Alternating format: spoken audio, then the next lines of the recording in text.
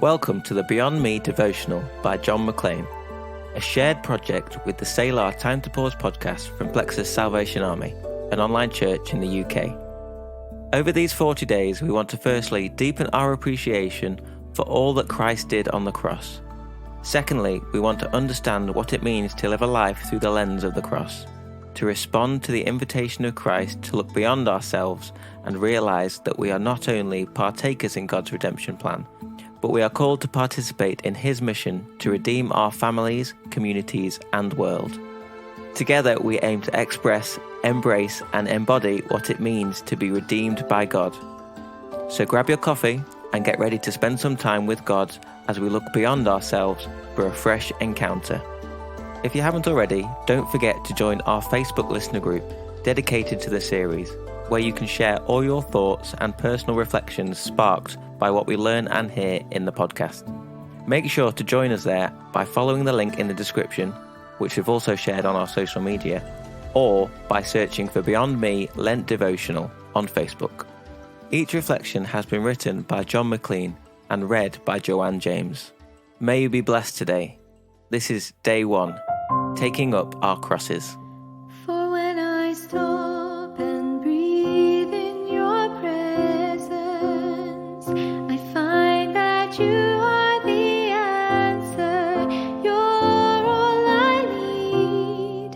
And even when I don't understand, I know I am safe in your hands. Just breathe.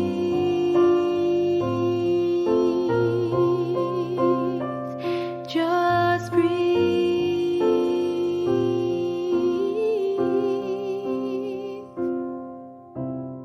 Mark chapter 8, verses 34 to 36.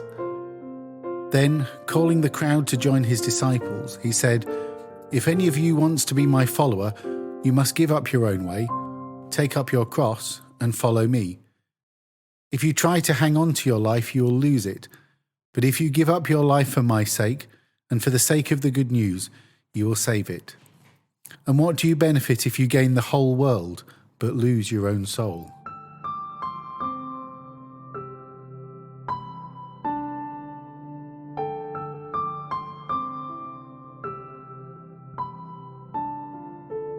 The Christian life is a life of dying to self. Dying to self is an active choice. It is not something passive. When Jesus took up his cross, it was an active choice that he made. He came to bring the kingdom of God to the world, and in doing so, took up his cross. When we use the phrase, "is my cross to bear," we are describing something that has happened to us. This is not the call that Jesus is making. Jesus is calling people to make an active choice. A choice, as verse 35 says, for my sake. Christ calls us to take up our crosses out of faithfulness to him. Our faithfulness and loyalty to Jesus require us to give of ourselves. The season of Lent is a season in which we can actively give of ourselves out of faithfulness to Christ. I've known people that gave up things like television, sugar, coffee, or certain foods for Lent. Others have given up time. A friend of mine gave up an hour each day that he normally spent sitting in front of the television and went for a jog during that time. Some of these things appear to be large sacrifices, while others may appear less sacrificial. In each circumstance, however, it took a considerable amount of prayer and effort to abstain from these habits during the weeks leading up to Easter. As we give up a normal part of our daily lives during the season of Lent, let us remember that in a small way we are dying to ourselves. We are making an active choice for Jesus' sake. The Christian life is a life of dying to self. It is a life of taking up our crosses.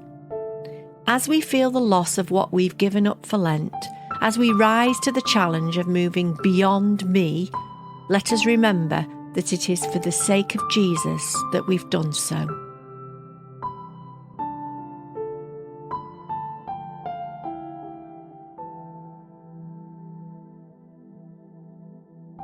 God, help us to remember that the Christian life is a life of losing. It is a life dedicated to giving of ourselves for your sake.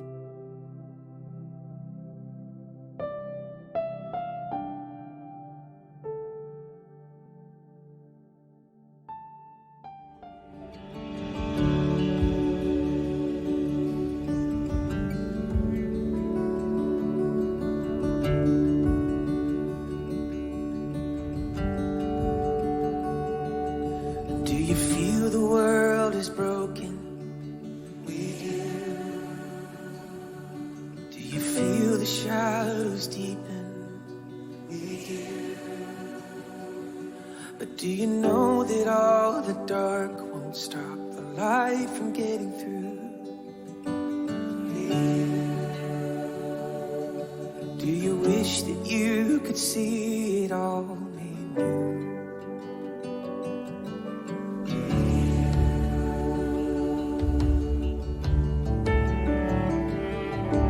'Cause all creation groaning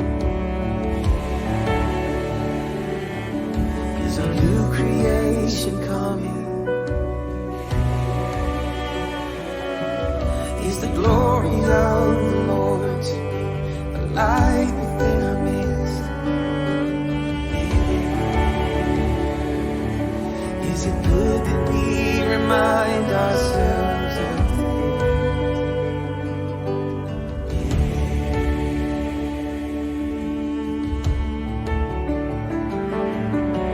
Is anyone worthy? Is anyone whole?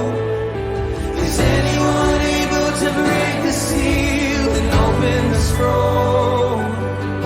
The Lion of Judah, who conquered the grave. He's David's root and the Lamb who died to ransom the slave. Is he worthy? Is he worthy of all blessing and honor and glory? Is he worthy of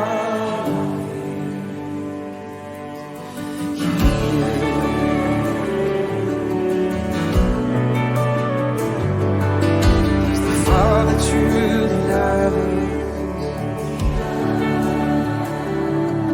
Does the Spirit move among us? And does Jesus, our Messiah, hold forever those he loves? Does our God intend to dwell